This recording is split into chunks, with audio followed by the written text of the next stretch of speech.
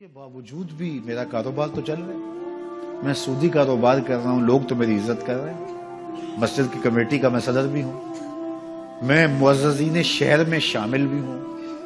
لوگ مجھے جلسوں میں مہمان خصوصی بھی بلاتے ہیں. میں MP بھی منتخب ہو گیا ہوں، مجھے وزارت کا قلمدان بھی سونپ دیا گیا ہے. وہ میاں اللہ کی نظر میں ان چیزوں کی اہمیت ہی نہیں ہے. یہ چیزیں ہوتی کیا ہیں؟ وہ یہ نہیں چھینتا، وہ ہدایت چھینتا.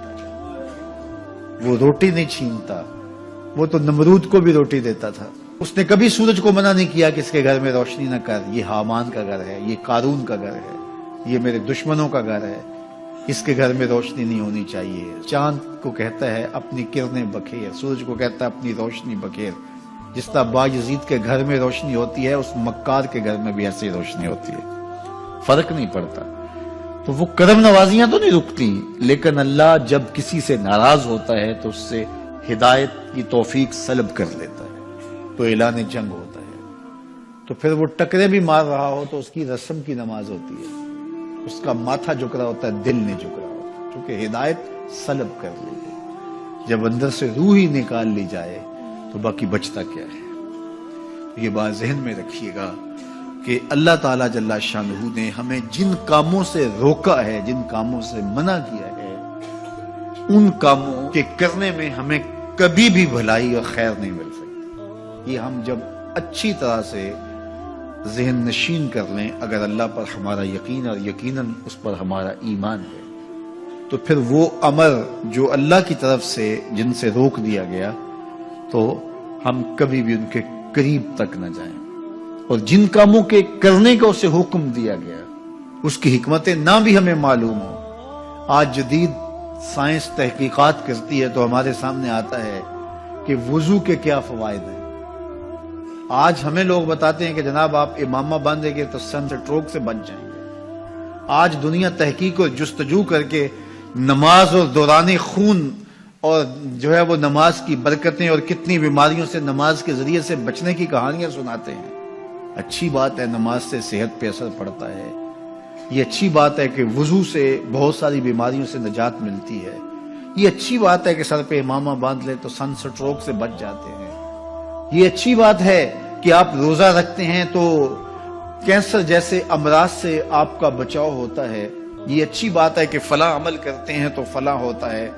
لیکن صاحب، ہم سن سٹروک سے بچنے کے لیے امامہ نہیں باندھتے، ہم محمد عربی کی ادا کے لیے باندھتے ہیں. دوران خون کے لیے نماز نہیں پڑھتے، ہم رب کے حضور سجدہ ریزی کے لیے اس کے حضور اپنی نیاز مندیوں کا سر جھکاتے ہیں. تو حکمتیں بھی ہیں، وہ برکتیں ذیل میں آتی ہیں. تو یہ بات ذہن میں رکھیے گا. غزنوی کا وزیر اس سے حسد کرتے ہوتے تھے کہ اس میں کیا خصوصیت ہے کہ بادشاہ اسی کو اہمیت دیتا ہے. ایک دن بادشاہ نے کوئی تربوز کاٹا، کوئی خربوزہ کاٹا یا کوئی اور ایسی چیز تھی، تو جس کو بھی دیا تو وہ کڑوا تھا، تو اس نے چوہی چکھا تو پھینک دیا. اور پھر بلایا یاس کو اور اس کو کاٹ کے اس کی پھانک دی، تو ایسے لطف سے کھانے لگا کہ جیسے اس سے لذیذ کبھی پھل زندگی میں دیکھا نہ ہو. تو سارے اندر ہنس رہے تھے، ایک دوسرے کو آنکھوں سے اشارہ کر رہے تھے، یہ دیکھو بے وقوف. تو بادشاہ رک گیا اور کہا کہ ایاز، یہ جو فروٹ تم نے کھایا ہے یہ میٹھا تھا یا کڑوا؟ کہا بادشاہ سلامت کڑوا. تو کہا پھر اتنے ذوق سے کیوں کھایا؟ کہا کہ اس ہاتھ سے میں نے میٹھی نعمتیں کھائی ہیں، آج کڑوی ملی ہے تو تھوک دوں؟ کہا ایسا نہیں ہو سکتا. تو میاں کڑوا ہو تو وہ بھی قبول کیا جائے، نفس پہ شاک ہو. کڑوی وہ چیز ہوتی ہے جو نفس پہ شاک ہوتی ہے، نفس کرنا نہیں چاہتا، لیکن اس کے باوجود تمہارا دل کہے نہیں، یہ مالک کی طرف سے ہے.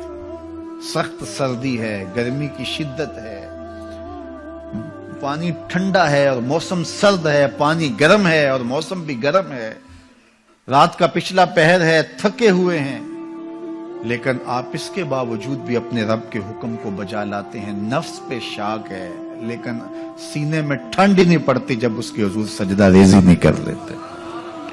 تو اس کے حکموں کو بجا لانا اور اپنے نفس کو پیچھے کر دینا اور اپنی خواہشات کے گلے پہ چھری پھیر دینا اور مالک کی رضا میں اپنے آپ کو گم کر دینا، یہی زندگی ہے اور یہی بندگی ہے. تو اس لیے مجھے اور آپ کو اس بات پہ غور اور تدبر کرنا چاہیے کہ ہم اس مختصر زندگی کو اللہ کے احکام کی مطابقت میں گزارنے کا عزم کریں، وہ بات چھوٹی سے چھوٹی ہو یا وہ بات بڑی سے بڑی ہو، وہ احکام ہماری زندگی کے اندر نافذ العمل ہو۔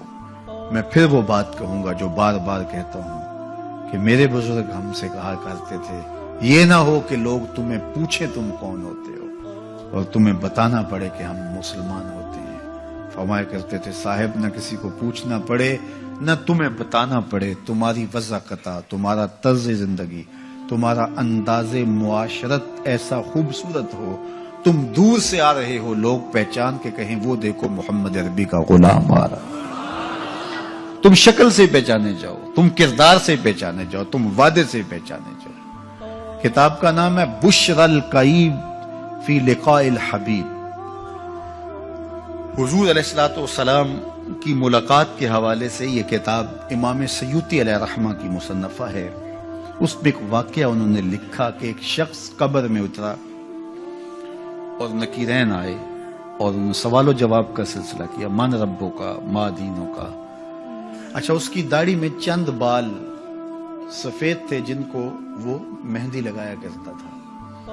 تو جب منکر نے کہا کہ من ربوں کا، تو نکیر نے اس کا ہاتھ پکڑ کے پیچھے کھینچتے ہوئے کہا اس سے سوال پوچھ رہا ہے، تو دیکھ نہیں رہا اس کی داڑھی میں اسلام کا نور چمک رہا ہے، اس کی داڑھی میں اسلام کا اجالا تمہیں دکھائی نہیں دے رہا، تو تمہاری وضع قطعی ایسی ہو کہ فرشتے بھی دیکھیں کہ یہ حضور کا غلام آ رہا ہے۔ اللہ کے ذکر سے رخ پھیر لے، اللہ کی یاد سے رخ پھیر لے، اللہ کے دین سے اعراض کرے، تو پھر خدا شناسی، قناعت، توکل اور اعمال خیر تو اس سے چھن ہی جائیں گے، اس کو خود فراموشی کے عذاب میں مبتلا کیا جاتا ہے۔ اور قرآن مجید نے ایک دوسرے مقام پہ ارشاد فرمایا، وَلَا تَكُونُوا كَالَّذِينَ نَسُوا اللَّهَ فَأَنسَاهُمْ أَنفُسَهُمْ، ان لوگوں کی طرح نہ ہو جانا جنہوں نے رب کو بھلا دیا، وہ بھول گئے، اپنے رب کو بھول گئے، غفلت ایسی طاری ہوئی، سویر سے لے کر شام تک اور شام سے سویر تک دنیا اور دنیا ہی مقصد حیات بن گیا۔ دنیا میں آئے کس لیے تھے، مقصد کیا تھا، بھول گئے۔ میلہ دیکھنے کے لیے آئے تھے، گھر کا راستہ بھول گئے۔ اللہ اکبر۔ تو فرمایا تم ان لوگوں کی طرح نہ ہو جانا۔ پھر اللہ نے انہیں سزا کیا دی، رزق کے دروازے بند کر دیے؟ نہیں۔ ان کی سانسیں چھین لی؟ نہیں۔ سورج کو حکم دے دیا اس کے آنگن میں روشنی نہ بھیجنا؟ نہیں۔ چاند کو چاندنی بکھیرنے سے روک دیا؟ نہیں۔ آب و ہوا روک دی گئی؟ نہیں۔ انہیں کیا سزا ملی جنہوں نے رب کو بھلا دیا؟ فرمایا فَأَنسَاهُمْ أَنفُسَهُمْ، اللہ نے انہیں ان کی ذاتوں سے انہیں بے خبر کر دیا۔ جو خدا فراموش ہوئے وہ خود فراموش ہو گئے، انہیں اپنے آپ سے ہی آگاہی نہ رہی۔ اور مجھے بتاؤ، جسے یہ بھی نہ پتا ہو کہ میں کون ہوں، اپنی شناخت جو بھول جائے، اس کے پلے ہوتا کیا ہے؟ اقبال نے کہا تھا نا، اپنے من میں ڈوب کر پاجا سراغے زندگی، تو میرا نہیں بنتا تو نہ بن، اپنا تو بن۔ مجھے بتائیے 6 فٹ کا جوان ہو، قدے رانا رکھتا ہو، اس کی آنکھیں عقابی ہوں، ماتھا کشادہ ہو، رنگ چمک رہا ہو، ہونٹ گلابی ہوں، لیکن اس کی قمیض کے پیچھے گھر کا ایڈریس لکھا ہو کہ کسی کو ملے تو اس ایڈریس پہ پہنچا دے، تو آپ اس کا چہرہ دیکھ کے کہتے ہیں واہ کیا جوان رانا ہے، کیا اس کے ہونٹ گلابی ہیں، کیا نرگسی آنکھیں ہیں، کیا خوبصورت چہرہ ہے، کیا شمشاد قد ہے۔ لیکن اچانک نظر پڑی تو اس کے گھر کا ایڈریس اس کی قمیض کے پیچھے لکھا تھا۔ آپ نے کہا میں نے دور سے دیکھا، اس کا تو توازن عقلی ہی ٹھیک نہیں، یہ تو بیچارہ جو ہے وہ پاگل ہے۔ تو قد کاٹ ہونے کے باوجود گھر کا ایڈریس پیچھے لکھ دیا گیا، تو اب ہر کوئی سمجھتا ہے کہ یہ بیچارہ فہم و ادراک کے نور سے خالی ہے۔ قدے رانا پہ ترس آنے لگ جاتا ہے، اور وہ آنکھیں جن میں ڈوب جانے کو، جھیل جیسی آنکھوں میں غوطہ لگانے کو جی چاہتا تھا، تو اب ترس آنے لگ جاتا ہے کہ یہ بیچارہ تو خود فراموش ہے۔ اللہ فرماتا ہے جس نے رب کو بھلا دیا، تم یہ نہ دیکھو اس کے بنگلے کتنے ہیں، یہ نہ دیکھو اس کے پاس کوٹھیاں کتنی ہیں، یہ نہ دیکھو اس کی چمکتی ہوئی کتنی لمبی گاڑی ہے، یہ نہ دیکھو کہ عالی نسب ٹاؤن کے اندر اس کا گھر ہے، یہ نہ دیکھو اس کا بینک بیلنس کتنا ہے، ہاں یہ بھی نہ دیکھو اس کے پاس وزارت کا قلم دان ہے، یہ بھی نہ دیکھو کہ یہ وزارت عظمیٰ کی کرسی پہ بیٹھا ہوا ہے، یہ بھی نہ دیکھو کہ اقتدار کی مستق پہ جھولتا ہے، یہ بھی نہ دیکھا ہو کہ یہ ڈائس پہ کھڑے ہو کے نعرے لگاتا ہے، لوگ آگے سے جواب دے کے واہ واہ کے ڈونگرے برساتے ہیں۔ کہا اس کی قمیض کے پیچھے لکھا ہوا ایڈریس پڑھ لو، فَأَنْسَاهُمْ أَنفُسَهُمْ، یہ وہ شخص ہے کہ جو اپنا پتہ بھول چکا ہے، جسے پتہ ہی نہیں کہ میں کون ہوں، اس دنیا پہ آیا کیوں، جو آ کے بھول گیا ہے، اسے گھر کا رستہ ہی نہیں مل رہا اور یہ بھاگا پھر رہا دنیا کے اندر۔ کیا بتائیں احباب، کیا کارنامائیاں کر گئے، بی اے کیا، نوکر ہوئے، پینشن ملی اور مر گئے، زندگی کا مقصد ہی نہیں ملا۔ کہا جو اس دنیا میں اندھا رہا کل قیامت کے دن بھی نابینا اٹھایا جائے گا۔ اس سے ان آنکھوں کی بے نوری مراد نہیں ہے، اس سے دل کی بے نوری مراد ہے۔ اسی لیے اقبال نے کہا تھا دل بینا بھی کر طلب خدا سے، کہ آنکھ کا نور دل کا نور نہیں ہے، آنکھ کا نور اور ہے، دل کا نور اور ہے۔ تو ہم دنیا کی مادی چمک کو دیکھتے ہیں، میرا مالک کہتا تمہارا دل ستھرا ہونا چاہیے، تمہارا منہ کالا ہو تو کوئی بات نہیں ہے، دل کالے نالوں منہ کالا چنگا، جے کو یہ رمز پچھانے ہو۔ اصل تو دل کی پاکیزگی ہے، اور دل رب کے ساتھ وابستہ ہو، اس کے رسول کے ساتھ وابستہ ہو۔ تو جس نے اللہ کے دین سے رخ پھیرا، اعراض کیا، تو پھر اس کا نتیجہ کیا ہو کہ اس کی زندگی تلخ ہو جائے گی۔ دین کی بات پھیلانا صدقہ جاریہ ہے، ثواب کی نیت سے ویڈیو کو شیئر ضرور کیجیے۔ جزاک اللہ۔